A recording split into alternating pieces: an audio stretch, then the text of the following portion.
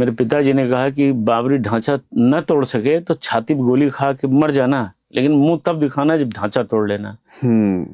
और बहन ने मुझसे कहा कि हमारे राखी की सौगंध है भैया, तो मेरे भाई भी हो बेटे भी हो, मर जाना लेकिन ढांचा बिना तोड़े वापस ना आना। तो हमने अपने सबसे प्रिय साथी दुर्गा पहलवान को रिवॉल्वर पकड़ाई।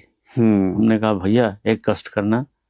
बोले क्या करना? हमने कहा हमको गोली मार देना। हम कौन सा मुंह लेकर जाएंगे घर? अगर मैं बाबरी न तोड़ पाया तो? नहीं तोड़ पाया तो मुझे गोली मार देना। बड़ी निर्दयता पूर्वक, कोई दया नहीं। बाबरी मस्जिद तो तुम तोड़ दोगे मैं जान रहा हूं, लेकिन तुम नहीं रहोगे तो ये सब आनंद बेकार हो जाएगा। अगर ये मैं जानता कि तुम्हारी जान की कीमत पर बाबरी मस्जिद टूटेगी तो मैं इस समझौते को कतई न मानता। फिर वो मुड़े नहीं। उन्होंने हम पैर छूना चाहते थे, लेकिन वो रोते हुए निकल गए उन्होंने वहां से। उन्होंने यही इतना कहा कि बड़ा होना इतना आसान नहीं है, बहुत कठिन होता है। जब बड़े होते तो तुम दर्द जानते। भुनभुनाते हुए चले गए। हम लोग अवाक थे। इन्होंने तो अजीब बात कह दी। ये उनका प्रेम था हम लोगों के प्रति, कर्तव्य नहीं था। ये उनका धर्म भी था और उनका कर्म भी था। कर्तव्य तो वो था कि हम लोग जो करने गए थे, और वो बहुत बड़े महापुरुष थे। उनके प्रति शब्द नहीं है कि किस तरह उनकी प्रशंसा की जाए। वो चले गए, हम लोग भावुक हो गए। करीब 15 मिनट एकदम सब अवसाद जैसी स्थिति में थे। लेकिन तभी वेदांती जी आ गए, देव रामदास जी। और उन्होंने कहा क्यों निराश होते हो? मृत्यु का भय तुम लोगों को सता रहा है। नारायण का काम करने वाले जटायु ने हार नहीं मानी रावण से। तो पूरी दुनिया जानती थी कि जटायु से कोई, रावण से कोई लड़ नहीं सकता, और जटायु स्वयं जानते थे कि ये महापराक्रमी रावण है, आतताई है इससे। लेकिन इसके बाद भी उन्होंने माँ सीता के लिए युद्ध किया, और प्राणों की जो वीरगति हुई वो अमर हो गए। तो वेदांती जी ने जोश भरा, तो आप प्राप्त स्वर्गम जित्वा भोक्ष से महिम तस्मात् दुष्ट कौन्ते युद्धाय कृत निश्चय। जैसे कृष्ण भगवान ने अर्जुन से कहा कि मारे जाओगे तो स्वर्ग का दाता मैं स्वयं मधुसूदन खड़ा हूं, और जीत जाओगे तो पृथ्वी पर तुम्हारा राज्य होगा। तो तुम लोग भी ये तैयार हो जाओ, जीतोगे, सफल हो जाओगे तो राम जन्मभूमि पर भव्य मंदिर का निर्माण होगा, और मारे जाओगे तो राम के काज के लिए समर मरण पुण्य सुरसर तीरा, राम काज लग छुटे शरीरा। वेदांती जी ने भर दिया हम लोगों को, पेट्रोल भर दिया उन्होंने।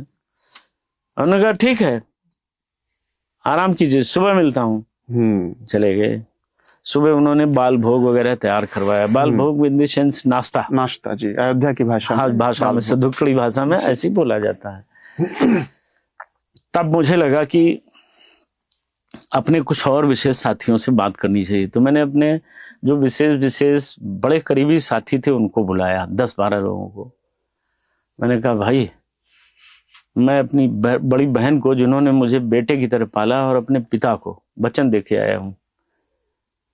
मेरे पिताजी ने कहा कि बाबरी ढांचा न तोड़ सके तो छाती पे गोली खा के मर जाना, लेकिन मुंह तब दिखाना जब ढांचा तोड़ लेना। और बहन ने मुझसे कहा कि हमारे राखी की सौगंध है भैया, तो मेरे भाई भी हो बेटे भी हो, मर जाना लेकिन ढांचा बिना तोड़े वापस ना आना।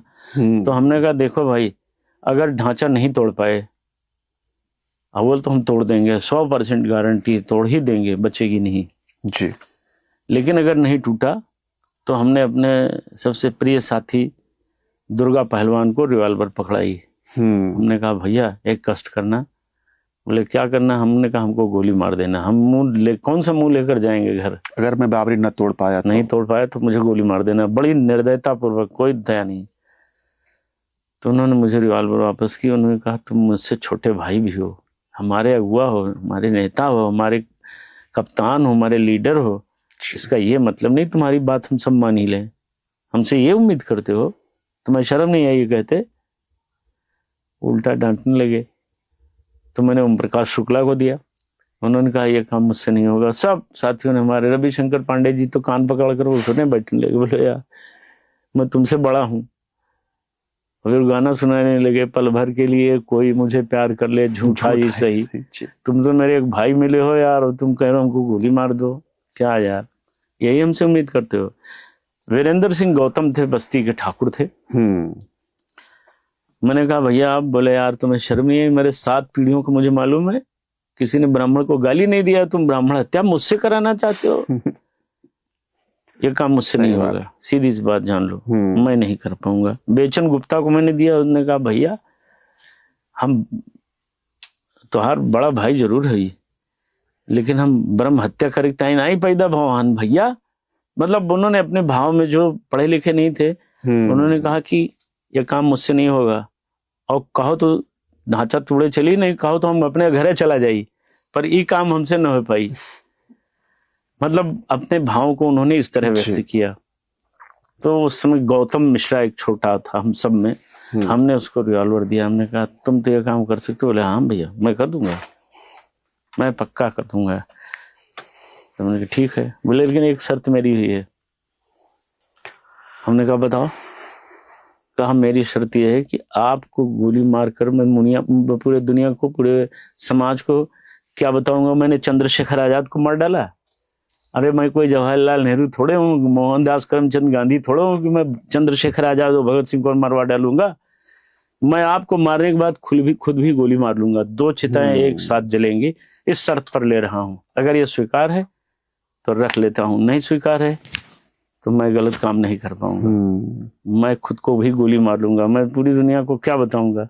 जिसने मुझे हर सुख दुख में हमको अपने सर पर बिठाए रखा, हमने उसको गोली मार दी, यही दुनिया को बताऊंगा। तभी वेदांती जी फिर आ गए और फिर उन्होंने बड़ी डांट लगाई। उन्होंने कहा ये हताशापूर्ण बातें नहीं करनी चाहिए, ढांचा टूटेगा इस विश्वास के साथ जाओ, मेरा आशीर्वाद है। मैंने जीवन भर बहुत कुछ किया है, बहुत तप किया है, भगवान को बहुत याद किया है। आज मेरा सगुन कहता है कि बाबरी ढांचे का अंतिम दिन है, जाओ। हम लोग जलपान करके वहां से निकल गए। इस सब में करीब 1.5-2 घंटे लगे। और ये सब 6 दिसंबर 1992 के दिन हो रहा है। हाँ। जब हम लोग निकलने को हुए तभी वो महाराज जी आ गए जी। नारायण वही महाराज जी। हाँ, अकेले ही वो हमसे बात करते थे, किसी के सामने कभी। जी। मैं लघुशंका करने के लिए थोड़ी दूर गया था तो वहीं आए वो। जल्दी से मैंने फिर हाथ धुल के पैर छुआ तो उन्होंने कहा 17 टीम बना लेना। सारे कोण तुम्हें याद है ना? हमने कहा जी। पहला कोण कौन है? मैंने कहा आपको बेरटीला। ठीक है। बोले वहां तुम मत जाना, तुम्हें आगे से जाना है, फ्रंट से, कई को भवन के सामने से। उन्होंने सब समझाया। बोले मैं वहां एक बार फिर मिलूंगा तुम्हें। उन्होंने कहा वहां कि मैं वहीं आ रहा हूं, मिलूंगा। और शस्त्र प्रदर्शन पहले मत करना, पहले वहां जाके परिस्थितियां देखकर, और कोई भी जय श्री राम का नारा नहीं लगाएगा। दुर्गा तुम में से तेज बोलने वाले हैं। दुर्गा पहलवान की आवाज 1 किलोमीटर तक जाती थी, जोर बोलते थे। तो वही शुरू करेंगे, वो तुम्हारे साथ होंगे।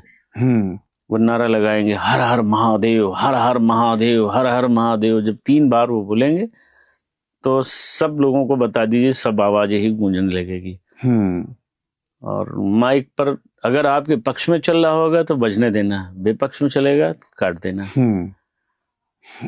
रास्ते में कोई बाधा आती है तो तुम्हारे पास ये जो तलवारें हैं मजीरा नहीं है, न ये ढोलक है, ये वाद्य यंत्र नहीं है। तो हमने कहा ठीक, अब तो तुम समझ गए। हमने कहा जी गुरु जी। मैंने दंड प्रणाम किया, आशीर्वाद लिया, और उन्होंने कहा जाओ, सफल मनोरथ, तुम्हारे मनोरथ सफल होंगे, जाओ। हम लोग वहां से 10 बजे के आसपास निकल पड़े। जी।